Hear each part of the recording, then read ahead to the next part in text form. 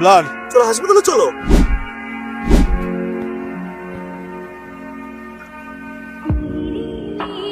Hello, তাহলে তুমি কি শুভ বলছো? হ্যাঁ শুভ, ওকে। আমি নীলার মামা। আসসালামু আলাইকুম মামা। গার্লফ্রেন্ডে মামা ফোন দিচ্ছে, কথা বলিস না। শুভ, তোমার সঙ্গে আমি একটু কথা বলতে চাই। নীলা বলছিল তুমি নাকি আশেপাশে এলাকাতেই থাকো, কোনো রেস্টুরেন্টে কি আমাদের মধ্যে দেখা হতে পারে? একটু চা খেলাম, গল্প করলাম। আচ্ছা ঠিক আছে মামা, কোনো সমস্যা নাই, আমি আসবো। আচ্ছা ঠিক আছে। শুভ, ভূমিকা না নিয়ে আমি সরাসরি তোমাকে একটা কথা বলি। আমি জানি নীলাকে তুমি খুব ভালোবাসো, আর এই জন্যই কথাটা তোমার জানানো খুব জরুরি।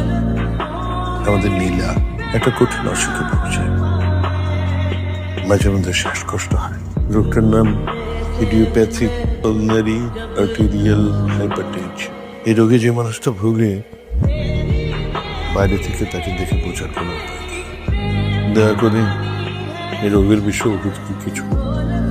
আমি জানি তোমার খুব কষ্ট হচ্ছে, কিন্তু কথাটা তোমাকে না জানিয়ে হবে না। আচ্ছা তুই কি আর বিয়ের শাদী করবি না? চাকরি বাকরিও করলি না, কোথাও সেটেল হলি না, সবসময় আমার শরীরটা ভালো থাকে না। সেটা তো তুই নিজেই দেখিস, তোর নানা যা দিয়ে গেছে সবই তো আমি তোকে দিয়ে দিছি। সেসব নিয়েও তো কিছু শুরু করতে পারিস, ভাবে জীবনটা শেষ করে দিস না। কখনো আমি বিয়ে করতে চাইনি, আর এখন যদি চাইবে তারপর আমার বিয়ে হবে না। আর কি বলি, শুনতেই তো পাই না কিছু। ওই মেয়েটাকেও তো কোনোদিন নিয়ে আসলি না বাসায়, একদিনকে খালি ছবি দেখালি। একদিন তো বাড়িতে আনতে পারিস, মেয়েটাকে দেখলেও তো ভালো লাগে। আগে আমি ওকে দেখিনি, আমি তো দেখা শেষ করতে পারিনি। আপাতত তুমি আমাকে দেখেই ভালো লাগো না। তুই না বেশি পাকনা পাকনা কথা শিখছিস। বিয়েটা করে এখন আমাকে একটু শান্তি দে। তুমি এখানে কি করতেছো? তোমাকে নিতে আসলাম। আমাকে নিতে আসছো? কোনোদিন তো আমি তোমাকে ফোন দিয়ে বানাইতে পারলাম না। তোমার ইদার ঘুম ভাঙে না, তুমি টায়ার্ড থাকো, না হলে তুমি আড্ডা দাও, না হলে তুমি কাজে থাকো। আজকে নিজে নিজে চলে আসছো। ভাবলাম যে এখন থেকে তোমাকে আমি নিতে আসবো সবসময়, কি বলো? মানে মানে এখন থেকে তোমার যখন অফিস শেষ হবে আমি তোমাকে নিয়ে যাবো। পাশে যাবা? সারাদিন অফিস করে আর কোথায় যাব? সারাদিন অফিস করে ঘুরতে যাবো, রিফ্রেশমেন্ট। তো আমি অনেক টায়ার্ড, মাথাটাও কেমন ঝিমঝিম করতেছে। বেশ খারাপ লাগতেছে?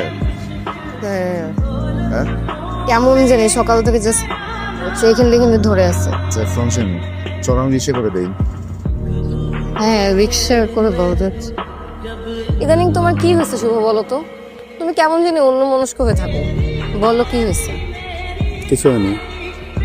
ফাইন, মনে রেখো। আমি আজকে জিজ্ঞেস করলাম, বললাম না।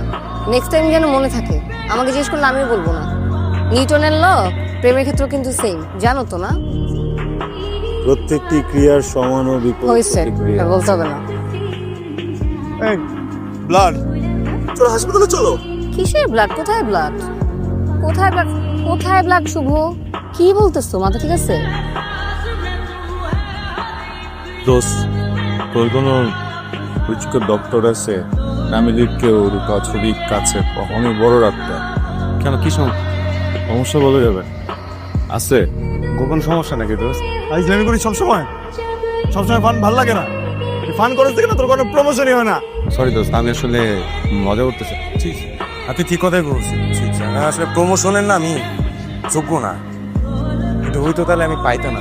আম সরি মিরাজ, আপসেট হোস না। কি চাও? তোমাকে কি হবে?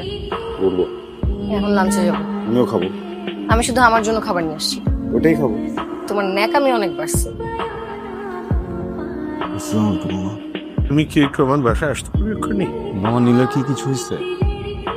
তুমি শান্ত হয়ে বসো, নীলার কিছু হয়নি। আমি আসলে একটা মহা অন্যায় করলাম, আমি তোমাকে একটা মিথ্যা কথা বলেছি। নীলার আসলে কিছু হয়নি।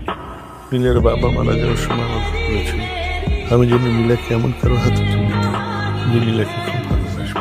এই কারণে আমি অনেক পরীক্ষাটা চালিয়েছি।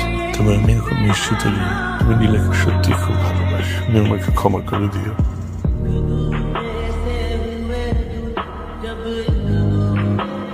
তোমার সমস্যাটা আমি বুঝতে পারতেছি না।